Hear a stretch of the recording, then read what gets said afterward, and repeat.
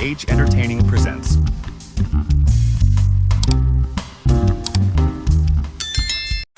പണ്ട് പണ്ട് അങ്ങ് ദൂരെയുള്ളൊരു ഗ്രാമത്തിൽ ചോട്ടു എന്നൊരു ബാലൻ താമസിച്ചിരുന്നു. വലിയ വലിയ സ്വപ്നങ്ങളും കൗതുകങ്ങളും നിറഞ്ഞ ഒരു കൊച്ചു കുട്ടിയായിരുന്നു ചോട്ടു. ഒരു പക്ഷിയെപ്പോലെ പറക്കുക എന്നത് അവൻ്റെ വലിയൊരു ആഗ്രഹമായിരുന്നു. പക്ഷികളൊക്കെ പറക്കുന്നത് കാണുമ്പോൾ ചോട്ടു ആലോചിക്കാറുണ്ട്, പക്ഷികൾക്ക് പറക്കാൻ കഴിയുമെങ്കിൽ എന്തുകൊണ്ട് എനിക്ക് കഴിയില്ല? ഒരുപക്ഷെ ഞാൻ വേഗത്തിൽ ഓടുകയാണെങ്കിൽ എനിക്ക് പറക്കാൻ സാധിക്കുമായിരിക്കും. ഒരു ദിവസം ചോട്ടു ഒരു വലിയ മരത്തിൻ്റെ ചുവട്ടിലിരുന്ന് നന്നായി ആലോചിച്ചു. പെട്ടെന്ന് ചോട്ടുവിനൊരു ഐഡിയ തോന്നി. എനിക്കറിയാം, ഞാൻ എൻ്റെ ചിറകുകൾ ഉണ്ടാക്കും. ചോട്ടു അഭിമാനത്തോടെ ചിരിച്ചുകൊണ്ട് പറഞ്ഞു, ഞാൻ ഉണ്ടാക്കുന്ന ചിറകുകൾ എക്കാലത്തെയും മികച്ച ചിറകുകളായിരിക്കും. അങ്ങനെ ചോട്ടു കുറച്ച് വാഴയിലയും പുസ്തകങ്ങളുമൊക്കെ കൂട്ടിക്കെട്ടി ചിറകുകൾ ഉണ്ടാക്കാൻ തുടങ്ങി. ഇതൊക്കെ കണ്ടുകൊണ്ട് ഒരു കൂട്ടം പക്ഷികൾ ചോട്ടുവിൻ്റെ അടുത്തേക്ക് പറന്നിറങ്ങി.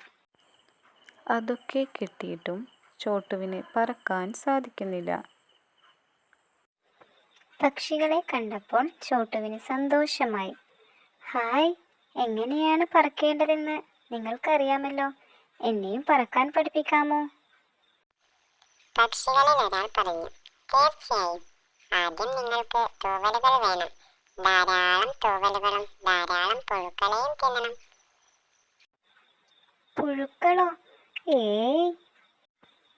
പറക്കുക എന്നത് അവസാനമായി ഒന്ന് പരീക്ഷിക്കാൻ ചോട്ടു തീരുമാനിച്ചു. അവൻ ഒരു ചെറിയ കുന്നിൻ മുകളിൽ പോയി കടലാസ് കൊണ്ട് നിർമ്മിച്ച ചിറകുകൾ കെട്ടി ഒരു ദീർഘനിശ്വാസമെടുത്ത് പറക്കാൻ റെഡിയായി. ഇതാ ഞാൻ പറക്കാൻ പോകുന്നു. ചോട്ടു ഓടുകയും വായുവിലേക്ക് ചാടുകയും ചെയ്തു.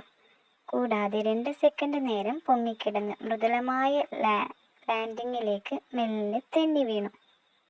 ശരിയാണ്, ചോട്ടു ഒരു പക്ഷിയെപ്പോലെ പറന്നില്ലായിരിക്കാം, പക്ഷേ അവൻ തൻ്റെതായ രീതിയിൽ പറന്നുയർന്നു.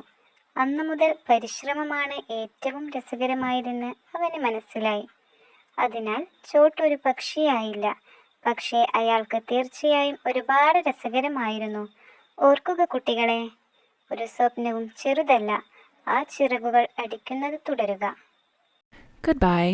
Thank you. Thanks for watching.